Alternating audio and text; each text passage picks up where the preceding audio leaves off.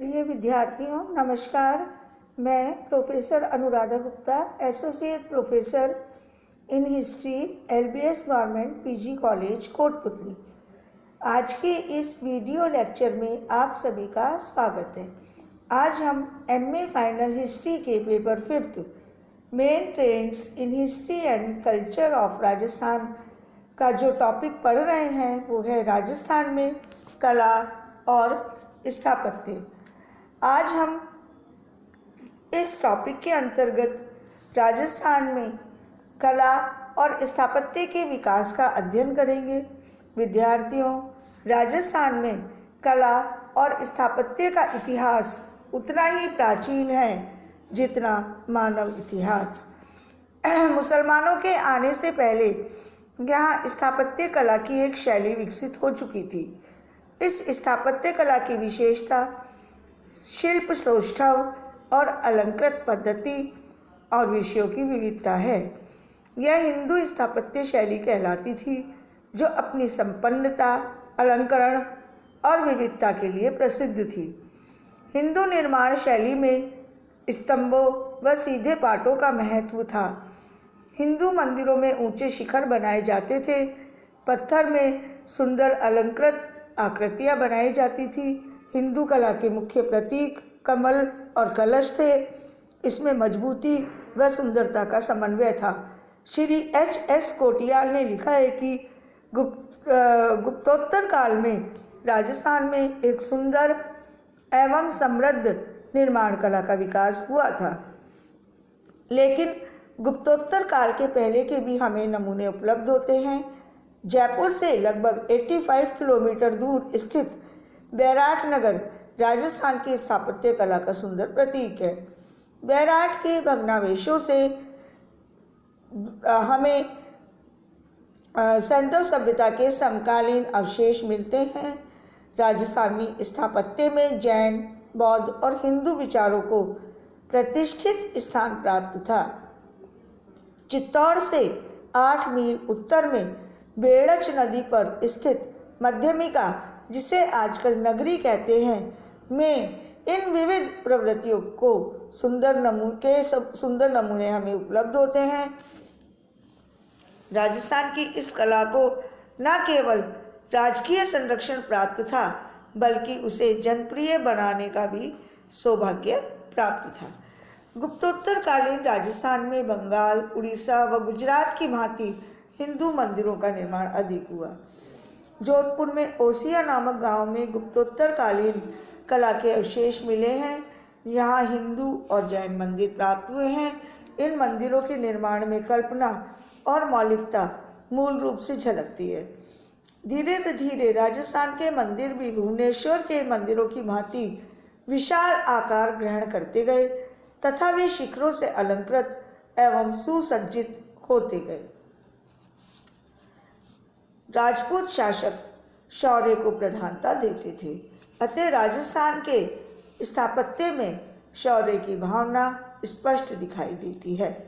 राजपूत शासकों के रहने के लिए भव्य प्रासाद उस काल की हिंदू कला के प्रतीक हैं।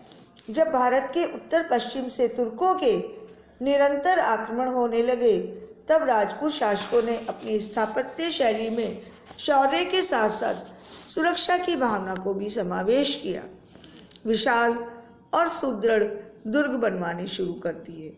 सुरक्षा की दृष्टि से अब राजपूत शासकों ने अपने निवास भी दुर्ग के भीतर बनवाने प्रारंभ कर दिए। सामरिक दृष्टि से दुर्ग के भीतर जल की व्यवस्था के लिए जलाशय भी बनवाए गए। चूंकि राजपूत शासकों में धर्म के प्रति अगाध श्रद्धा थी, अतः दुर्ग के भीतर मंदिरों का भी निर्माण करवाया गया। इस प्रकार राजस्थान के दुर्ग स्थापत्य कला के सुंदर केंद्र बन गए। प्रारंभ में राजस्थान की स्थापत्य कला शैली हिंदू शैली ही रही, किंतु मुगलों के संपर्क में आने के बाद हिंदू और मुस्लिम कला का पारस्परिक साक्षात्कार हुआ, जिससे हिंदू और मुस्लिम स्थापत्य शैलियों का समन्वय हुआ। फलस्वरूप एक नई स्थापत्य शैली का विकास हुआ, जिसे हम हिंदू मुस्लिम स्थापत्य शैली कहते हैं।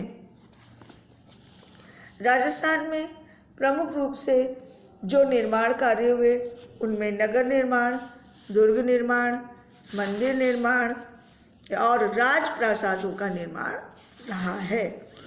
इसके अलावा राजाओं ने, राजपूत शासकों ने जल की कमी को दूर करने के लिए जगह जगह जलाशयों का निर्माण भी करवाया।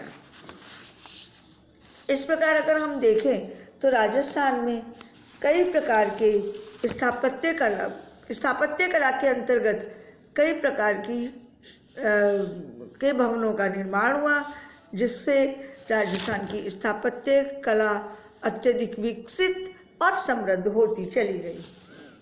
हम सर्वप्रथम नगर निर्माण का अध्ययन करेंगे।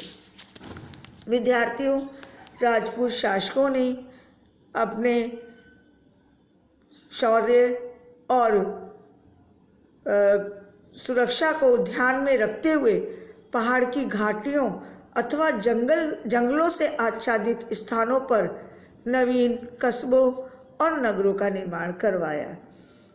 ये स्थान सुरक्षा की दृष्टि से तो महत्वपूर्ण थे ही, साथ ही युद्ध काल में भी इनकी उपयोगिता सिद्ध होती है। नगरों को परकोटों तथा खाइयों से सुरक्षित रखने पर बल दिया जाता था। नगर की बस्तियों को पेशों के अनुसार बांटा जाता था। आमेर नगर को भी इसी विशेष परिस्थिति के अनुकूल बसाया गया था। दोनों ओर पहाड़ियों की ढलानों में हवेलियों और ऊंचे भवनों का निर्माण करवाया गया। तो राज परिवार की सुरक्षा के लिए ऊंची पहाड़ी पर राजप्रसाद तथा नीचे के समतल भाग में पानी के कुंड, मंदिर, सड़कें और बाजार आदि बनाए गए।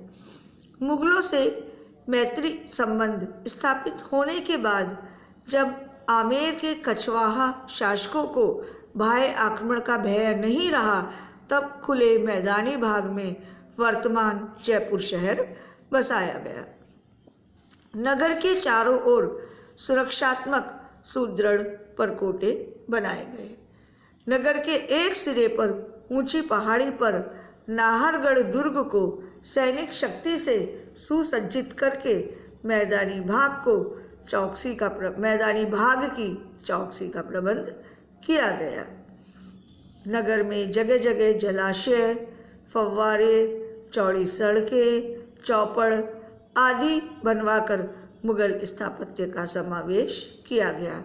आज भी जयपुर नगर अपनी निर्माण शैली के कारण पूरे विश्व में प्रसिद्ध है।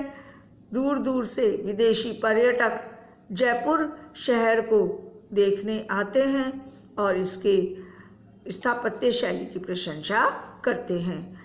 बूंदी, जोधपुर, बीकानेर आदि शहरों का निर्माण भी सुनिश्चित एवं सुव्यवस्थित स्थापत्य शैली के अंतर्गत करवाया गया। बूंदी के स्थापत्य में पहाड़ी स्थिति और जल की पर्याप्तता का बड़ा हाथ था, तो जोधपुर तथा बीकानेर को बसाने में दुर्ग निर्माण, परकोटों, भवन निर्माण, भौगोलिक परिस्थितियों को ध्यान में रखकर निर्माण करवाया गया। उदयपुर का संपूर्ण नगर झील के किनारे किनारे बसाया गया तथा चारों ओर पहाड़ी घेराव, परकोटे, खाई तथा सुदृढ़ द्वारों से सुरक्षा प्रदान की गई। इस प्रकार प्राचीन काल में जो नगर बसाए जाते थे वो केवल सुरक्षा को ध्यान में रखकर बसाए जाते थे, लेकिन मध्यकाल में मुगलों के संपर्क में आने के बाद राजस्थान के राजपूत शासकों ने नगरों के निर्माण में सुरक्षा के साथ साथ सौंदर्य को भी ध्यान में रखा। यही कारण है कि मध्यकालीन राजस्थान में जिन नगरों का निर्माण हुआ वो आज भी विदेशी पर्यटकों को अपनी ओर आकर्षित करते हैं। अपनी निर्माण शैली, अपनी स्थापत्य शैली के कारण आज भी वो विश्व प्रसिद्ध हैं।